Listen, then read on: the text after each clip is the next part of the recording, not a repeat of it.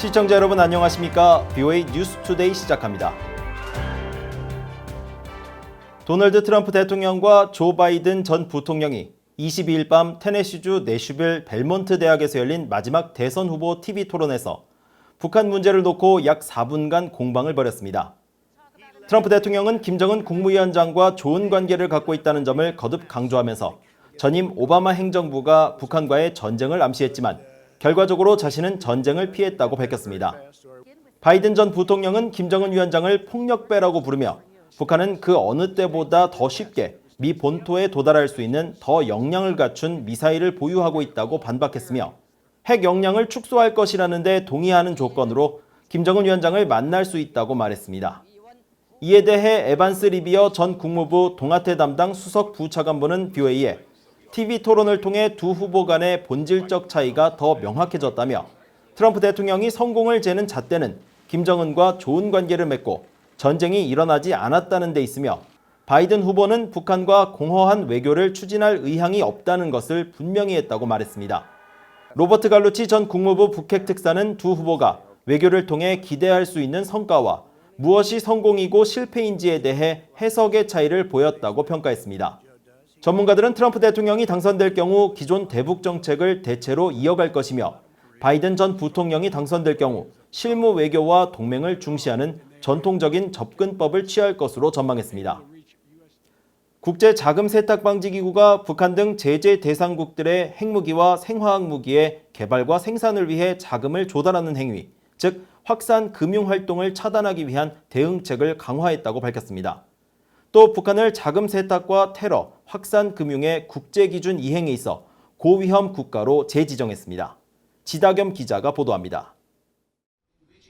국제자금세탁방지기구 FATF는 23일, 3일 동안 열린 총회의 결과로 발표한 성명을 통해 북한 등 제재 대상국의 확산 금융활동을 막기 위해 강화된 정책을 도입했다고 밝혔습니다.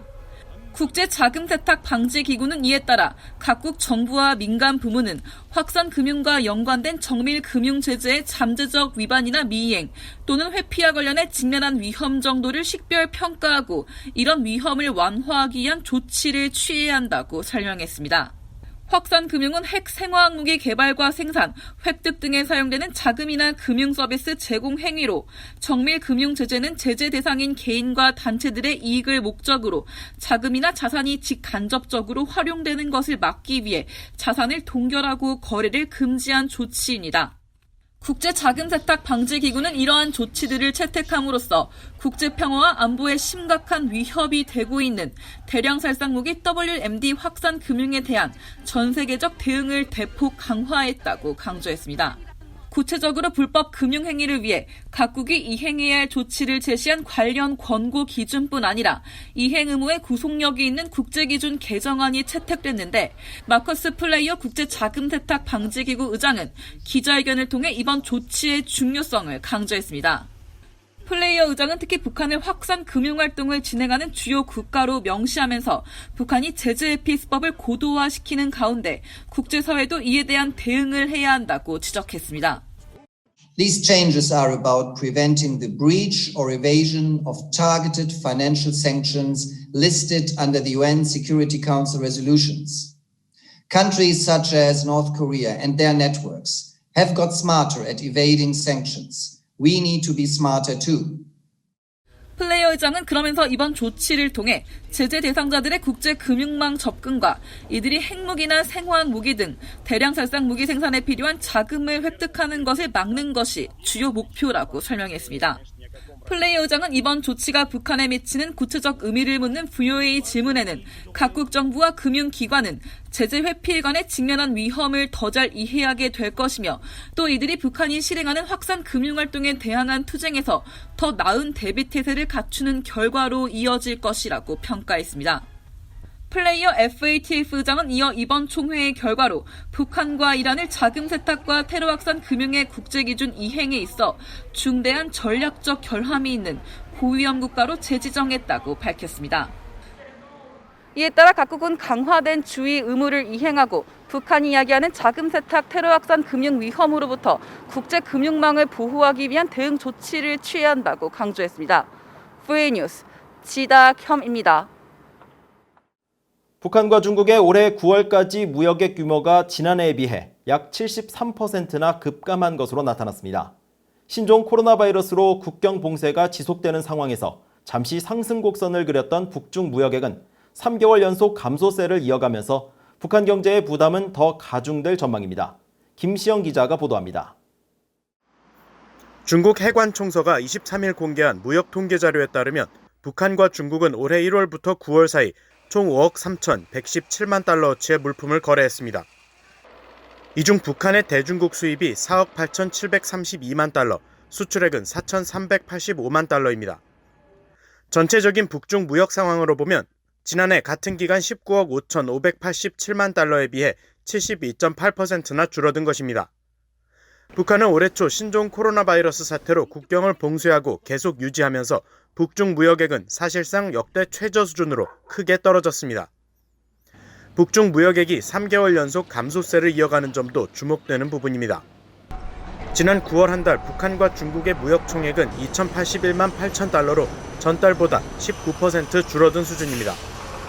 양국 간 무역액은 북한이 신종 코로나 바이러스 사태로 국경 봉쇄 조치를 취한 지 약 한 달 뒤인 지난 3월 1,864만 달러로 집계됐다가 이후 4월과 5월 각각 2,400만 달러, 6,331만 달러를 기록한 뒤 6월에는 9,680만 달러까지 무역액이 늘며 상승 분위기를 이어갔습니다.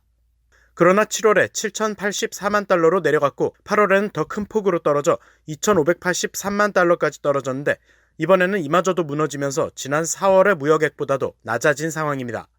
북한의 중국 무역액 규모는 핵미사일 개발에 따른 국제사회의 대북 제재 영향으로 이미 지난 2018년과 2019년 큰 폭으로 떨어진 바 있습니다. 이에 더해 올해 코로나 사태 여파로 대중 무역액이 또 한 번 급감한 데다 최근엔 홍수와 태풍 등 자연재해까지 겹치면서 북한의 경제난이 심화되고 있다는 분석이 이어져 왔습니다. He was hoping probably to get some sanction relief that hasn't come, and then this COVID problem. So he's had a double disaster this year. 전문가들은 북한이 기계나 발전기 등을 수입하지 못하면서 장기적으로는 산업에 악영향을 미칠 수 있다고 지적했습니다. 또 주민 필수품에 대한 수입을 크게 줄인 것은 주민들의 불만을 가중시킬 수 있는 요소이며 따라서 경제를 크게 망가뜨릴 수 있는 국경 봉쇄를 언제까지 지속할지 주목해서 지켜봐야 한다고 밝혔습니다. VOA 뉴스 김시영입니다. 유엔에서 열리고 있는 제75차 유엔 총회 제1위원회에 북한 핵무기와 탄도미사일 관련 결의안 초안들이 제출됐습니다. 23일 제출된 이번 결의안은 모두 3개로 오스트리아와 호주, 한국 등 51개국이 공동으로 참여한 포괄적 핵실험 금지 조약 권고 결의안과 아일랜드 등 9개 나라가 참여한 핵무기 없는 세계를 향한 결의안, 그리고 일본 등이 참여한 핵무기 없는 세상을 향한 공동행동과 미래지향 대화 결의안입니다. 특히 포괄적 핵실험 금지 조약 권고 결의안은 북한이 안보리 관련 결의들을 위반하며 진행한 6차례 핵실험을 규탄한다면서 육자회담 등 평화적 수단을 통한 완전하고 검증 가능하며 되돌릴 수 없는 한반도 비핵화를 지지한다는 입장을 재확인했습니다. 핵무기 없는 세계를 향한 결의안은 남북 정상회담과 미북 정상회담 등 북한과의 대화와 논의를 고무적으로 주목한다며 북한 정부의 국제적 약속을 이행하고 모든 핵무기와 기존의 핵 프로그램을 포기할 것을 촉구했고, 핵무기 없는 세상을 향한 공동행동과 미래지향 대화 결의안은 북한의 국제원자력기구 IAEA의 안전기준 등 핵확산 금지 조약 NPT의 전면 이행에 조속히 복귀할 것을 강조했습니다. 북한에는 1980년 이전 한국에서 볼 수 있던 기생충과 말라리아 등 질환이 많으며 북한 주민들은 갑상선 기능 저하와 심각한 영양 상태 상황이라는 지적이 나왔습니다. 신희영 대한적십자사 회장은 23일 서울대 통일평화연구원이 개최한 남북보건의료협력과 관련한 포럼에서 이같이 지적하고 북한의 항생제 보급과 영양과 식수 개선 등의 지원이 필요하다고 밝혔습니다.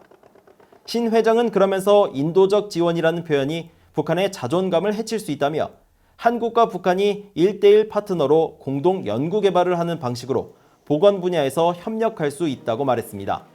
또 반복된 세뇌 교육 등으로 인해 북한 주민들의 정신적 문제가 심각하다며 이 때문에 한국과 동질화가 이루어지기에는 최소 30년 이상의 시간이 걸릴 것이라고 추정했습니다.